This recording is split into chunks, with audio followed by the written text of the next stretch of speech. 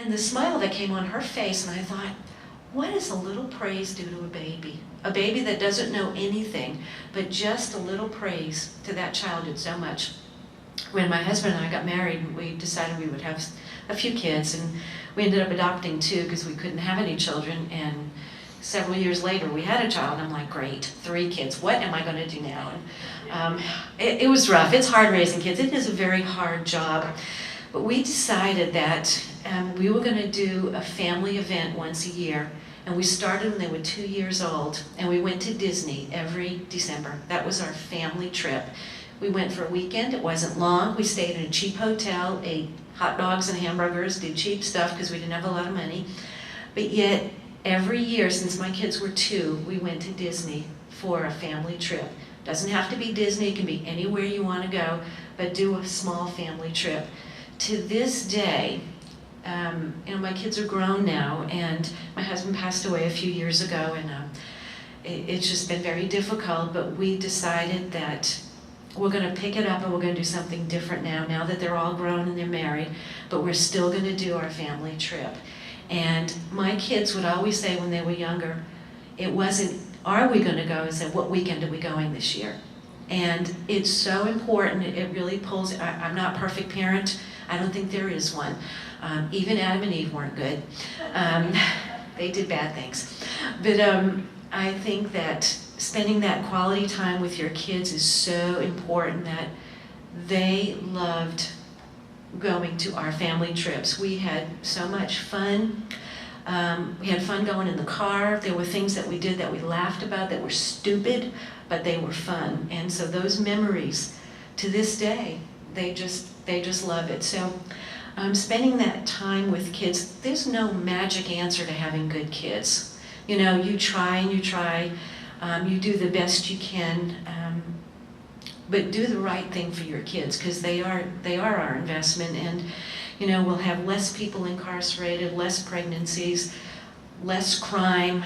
You know, I know recently they had those riots in Baltimore, and I love the mother that saw her child and ran out and grabbed that child, was ready to beat him to pieces. I love that, because that shows some good parenting right there. You know, you can't sometimes help where kids end up, but you can sure knock something out of them sometimes. And I love how she did that, because it was really cool. Parents need to be parents, and you know, your TV is not going to be a parent, the internet's not going to be a parent. You need to make provisions to be there. And you know, we did that when our kids were young. I made sure I was home when school was out. I wanted to be with them. I did not want to leave them at home. Even when I was with them, they still got into trouble, but there were 3 of them, you know. She did this, he did that, she said that, you know, all that stuff. But, you know, it's a very long process to raise children, and when you have them, they're your responsibility. And I believe in close family ties. I grew up with cousins and aunts and uncles, and we had a very close family, and that was so important to my growing up, and I wanted that for my kids. So I've seen a lot in family practice over the last 25 years. Things have changed. One funny story, it's sad, but it shows you where our culture is. I had this little 10-year-old boy come in, and he had a little sinus infection, and I said, well, we're going to try this medicine. And I told his mom, I said, let me know if you need anything else. And the little boy's walking out, and he said, can I sue you if it doesn't work?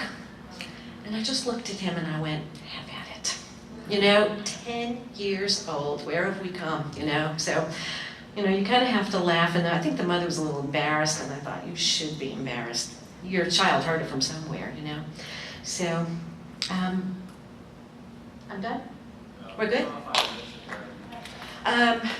Let me see. I'm trying to think. I was trying to get it out fast enough.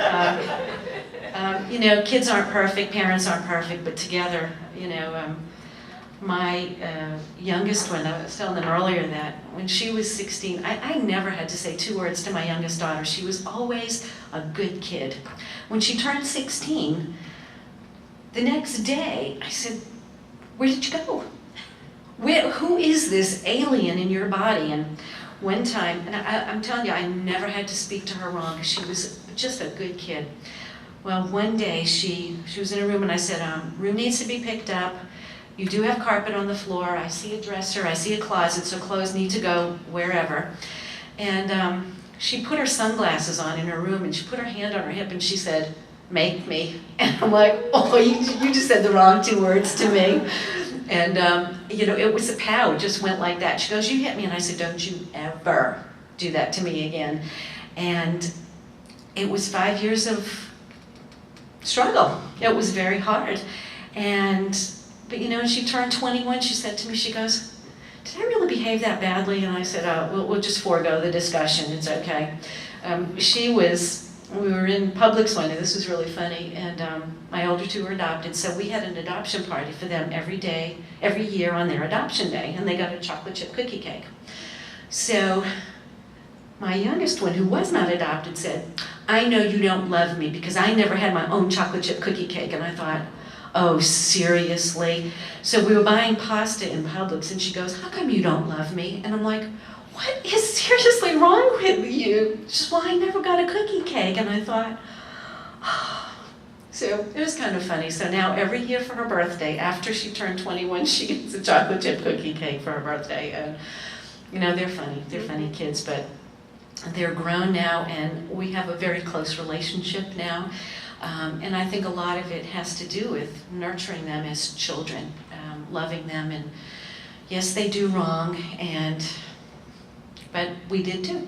You know, I kissed a boy at 18. I was a bad girl. Thank you.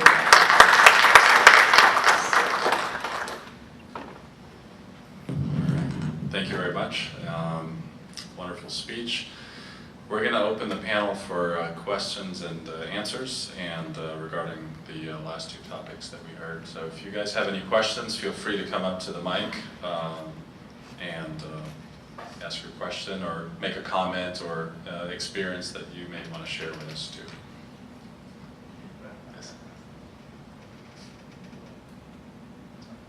I thought you had something to say.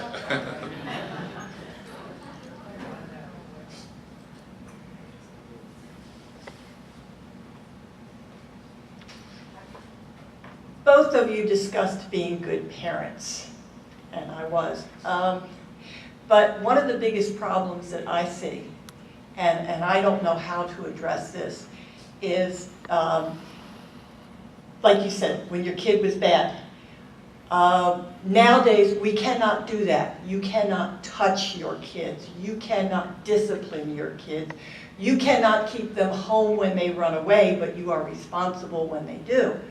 So how do we address the idea of, we want to be strong disciplinarians, you want to give your child the parameters that they need to stay in, but once they decide that they can go outside of these, they are totally out of your control, and the state supports that position. This is on?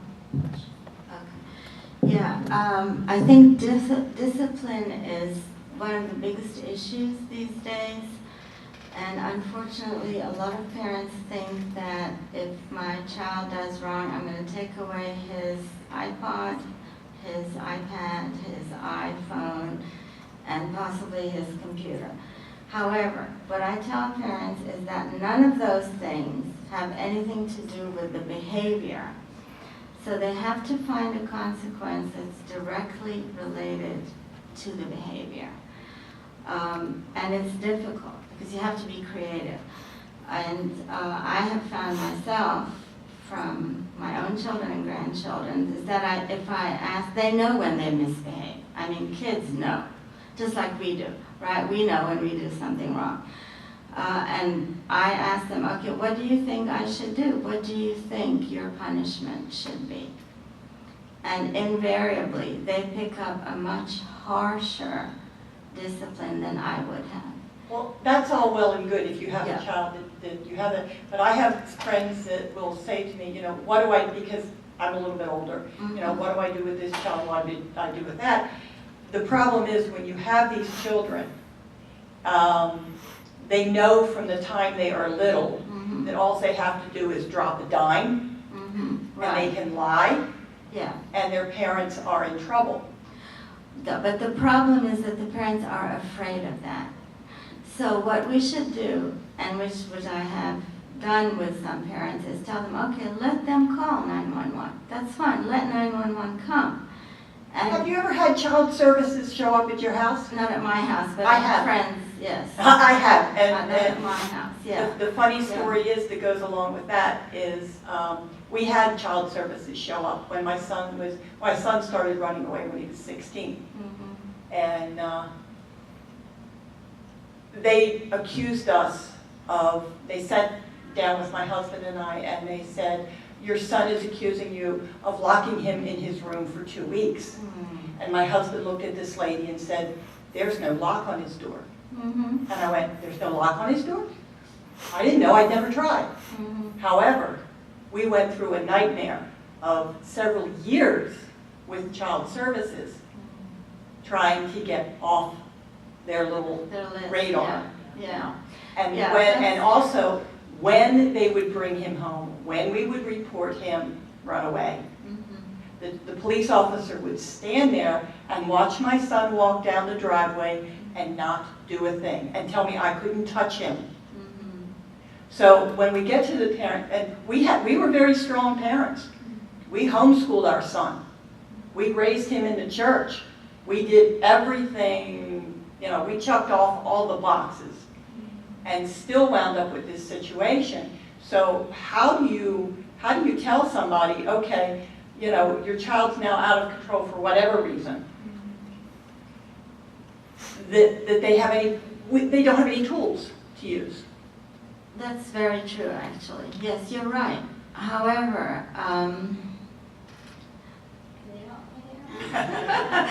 because he also works, my work is mostly with families, not so much with like teenagers who are having problems, and there are a lot of them. And it is very frustrating for the parents, and I don't have an easy answer. So If I could intervene here Yeah. just a little bit, just from my pediatric practice, and I think if you set the limits, and I tell parents that hitting or spanking can be the highest limit that you set, but you could also set a lower limit that for that child, and it could just be the way you look at the child, and that is the worst thing that you could have ever done to him. So I think setting the limits early and sticking to those is important. I think if you have to spank your child, obviously at the age of 16, and I don't know the history, but at that point in time, I don't think any physical matters will work with a 16-year-old who's rebellious at that point in time. But I think starting early and setting those limits and sticking to those limits at all times and being consistent. If you have to spank your child, I think it's a very, very last resort, but I think there's other measures that can be taken. And a lot of times you can give the child the choice and say, well, you're going to have 2 choices for your punishment if you do such and such. And you're going to make and we'll sit down and make those decisions. But when it comes time, you're going to make the decision between the 2. And they will actually, like Mrs. Okadi said, they will actually choose the worst of the 2, just because how they feel. But First, you got to get them home. Right. Right, and Ways are different. yes, and I think there's different clinical scenarios. We don't know the whole social or medical aspect of it. If there's any other, maybe psychiatric. There was. Yes. So, but that's what I always tell the parents, and I think spanking is a very last resort. You definitely do not. I typically do not recommend it as a mode of raising. So, Mr. Kuchet, if you have anything to add. I don't know. It's tough. There's not one answer, and the system is what the system is. And there are good people in the system making good choices, just like there are good doctors, good firefighters, good policemen, good teachers. There are people in the system making not so good choices, just like there are not so good in every profession. Oh, of course. So, and the system, I think, I worked with Child Protective Services in another state for 8 years. I think it would be harder for me to do that now as a parent. I did it before I was a parent. I think for the most part I made good decisions. I can see that a lot of time there is no good decision. What I'll talk a little bit about is, I think the heart of what we're talking about is relationships. Our relationships with our children. Whether we're a parent, a mentor, a teacher, a friend. And real change is going to come, through a relationship and through the heart. And at times, as parents, we lose sight of that, I think. And we get focused and we start saying things only a certain way, perhaps with good reason. But one thing I try to challenge the families I work with, the kids, the parents, is how can we start maybe looking at what we're doing and looking at our family and our loved ones with a different lens. And sometimes I think we get stuck in punishment because that is the only lens that we're looking through. And punishment, we know, just when you push something down, it's going to push back. And how can we transition to consequences that fit and make sense? Not going to make sense to the kid in the moment because they flipped their lid. But there is no one right answer, and I hear you, and it's hard and it's hurtful, and many people have been hurt by. Well, I guess what I'm really saying is, I appreciate what you all are doing, but it always seems to me that a parent is not just in a struggle with their child, they are in a struggle with the state, with the school systems, with, it's not just the culture, it's those places that should be supportive of you. And we need to come up with ways, too, that we can help change those structures to be more supportive of the family situation, versus antagonistic. I don't know, I think that's coming, and it's coming for the wrong reasons, and they're financial, okay? So what I'm seeing now is when DCF is called in, children, is it DCF? Here. Yes, here it is, okay. They're so overloaded with cases. I don't know about Bay County anymore because I'm in Hillsborough County now. But they're so overloaded that one, they either don't investigate, or if they do, they want to close the case very quickly. And in a way that's good. Unfortunately, some people do fall through the cracks, and parents who should have consequences sometimes don't.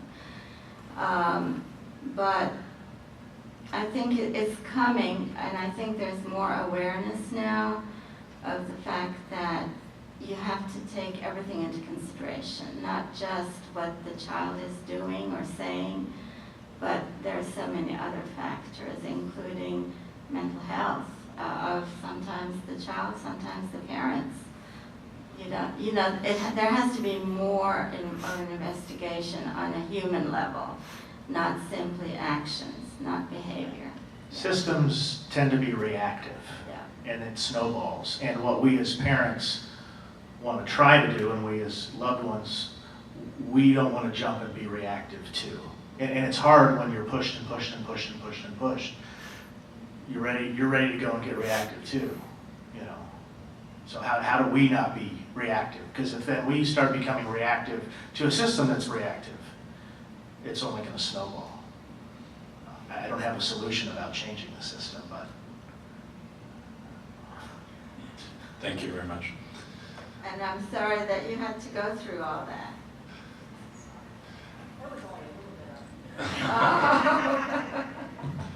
Okay, we have probably about 3 more minutes for questions and answers. If there's someone else that would have a question. Okay, so my name is Ayman. I'm a local physician here in town. My question to you, Ms. Sylvia, when you talk about the statistics of the teenage pregnancy, it's very shocking, right? So I know it's culturally challenging. So when you educate your patient, young patient, do you tell them not to get pregnant or not to have sex to start with? We start real early with the parents, and we'll have those family discussions. because everybody's having sex today. And, you know, we go through it through the STDs, and, you know, girls want affection, boys want sex. And Hey now. sorry about that. Sorry about that. But, you know, it just happens. Sorry, but it just does. And so we start real early with the parents, and you know, the kids when they're 9 and 10, you know, they're cute and they're nice and all that. Oh, I'll never do things like that. And, you know, 13, 14, and they're, you know, down Love Lane and all that. And, you know, we talk about, too, giving these kids free access to a lot of cell phones and all that, and to, you know, just to monitor what they're doing, because they get them. I've seen them, I don't know how you do, but I've seen them like 9, 10 years old having cell phones. And I'm like, wow, you know? So we do start early in because we do family practice, and we see generations of families. You know, we'll see the parents and their children, and now their children, and their, I think one of my young girls, she was 16 and she got pregnant and had twins.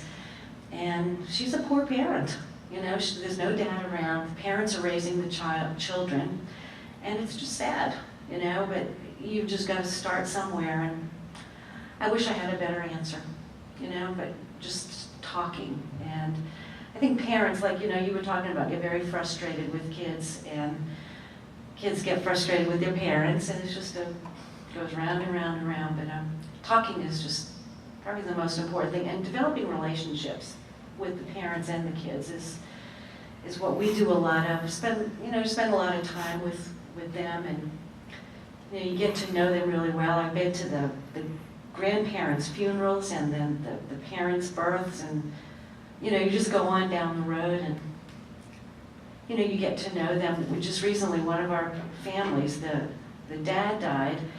And so here I'm at the funeral, and the grandson is there, and he goes, "Miss Chris," he said, "you've known me since I'm a baby," and he said, "and I really hurt because Grandpa died." And, you know, those are the things that are just, really touch my heart, you know, that you get to know these people, and you just share so much with them. So having that relationship with your patient and family is just, to me, is the most important thing. I don't know if that answers your question. I just probably ramble, but that's... Any more questions? Well, I have a comment, well, maybe addressed by some of the other panelists. As it relates to teenage pregnancy, statistically, you see a higher percentage with one-parent child. And so I don't know if any of the other panelists are going to speak to that. The other thing is, we hear a lot about how cell phones and everything else are disruptive. It's a disruptive technology. It's not going away. So since it's not going to go away, what advice would you give as it relates to managing and communicating with teenagers? Because that's the way they're going to communicate. You can't force them not to use it. So what are you going to do besides saying frustrating? So again, I don't know if anyone else is going to speak to that. And one of the reasons why I'm kind of near your heart right now, Bay County is working with an organization called WE, and part of the individuals that we work with are teenagers that are going through a lot of similar types of things, whether it's incarceration, pregnancy. I've got one kid that's 24 years old, has 4 kids, and 4 different baby moms. Okay, so as we look through trying to deal with this issue, I think we're aware of a lot of the problems in it, but I don't know if anybody else is going to, but we can talk to some potential ways to address. We don't do it right now, because I think people want to go to it. I think there'll be some discussion by Mr. Kucha regarding mindful men and their, but if someone wants to elaborate quickly, Ms. Syrian or Mrs. Otadi. I want you to wait till it's your turn to talk. Yeah. Okay. There's cookies out there. Yeah. Okay. So we're running behind schedule, about 15 minutes, so we're going to cut short our quick break here. We'll be back at 7:05 instead of back at 7, so we'll take about somewhere around 20 minutes, okay? 7:05, thank you.